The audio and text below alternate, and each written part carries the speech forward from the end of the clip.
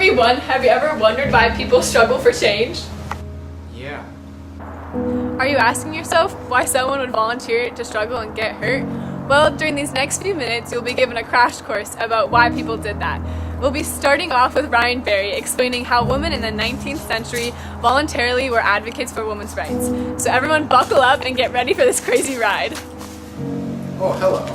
Let me tell you about the Seneca Falls Convention. During the 19th century, the American society was still heavily patriarchal. Many women were expected to be subordinate to men and their husbands. They were not expected to have jobs, but instead take care of the children and look presentable at occasions.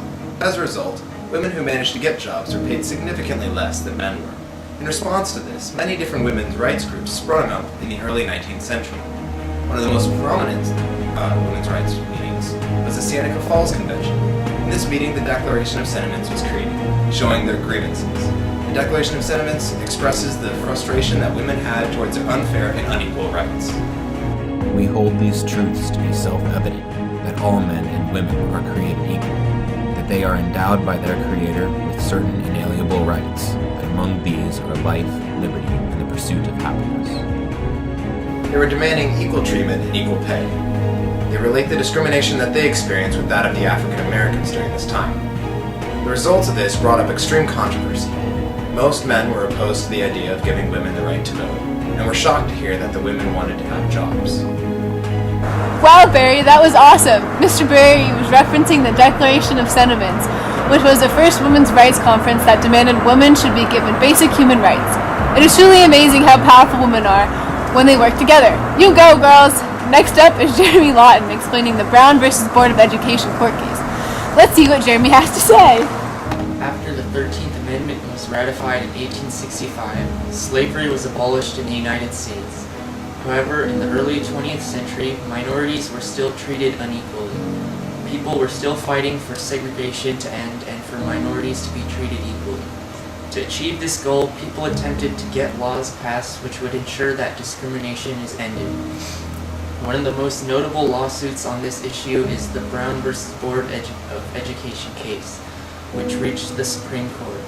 During the case, it was concluded that to separate students from others solely because of their race generates a feeling of inferiority as to their status in the community that may affect their hearts and minds. This sense of inferiority would reduce each child's motivation to learn. The Supreme Court ruled that the separate but equal doctrine has no place in the field of public education, which ended racial segregation in the school system. This was a major step forward for the civil rights movement.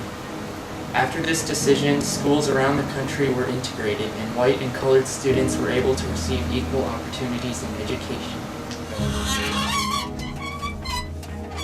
Wow, we are 2 for 2 with good interviews. Jeremy did a great job demonstrating the long battle this case endured. At the end, Jeremy did a great job showing how this court case was a big step for people. The struggle was starting to pay off. Lastly, we're going to end with something a little bit more current. Nicole Burris is going to talk about the balance between nature and nurture. This podcast with Gloria Steinman was made in 2005, so it was a little bit more current day news regarding the struggle for change. Let's go see Nicole. Throughout history, the effects of social pressures have shaped the standard that many Americans conform to. It is under these conformities that many people find the root of their discontent. Gloria Steinman explains in her podcast A Balance Between Nature and Nurture her theory that children are born with the expectation of empathy and cooperation. Those expectations are either nourished or starved as children approach adulthood. Civil movements and social changes result from the nourishment of these standards. With the ascension into adulthood, there are many cultural changes adolescents experience in daily life. Social boundaries and balance are developed while young minds are still being shaped. The battles that many people experience begin at this time of environmental pressure. Gloria Steinem finds that by balancing external and internal authority, one can communally and uniquely itself. Attempting complete control over children would result in destruction. Instead, an equal balance between the nature and environmental nurturing can encourage them to become unique.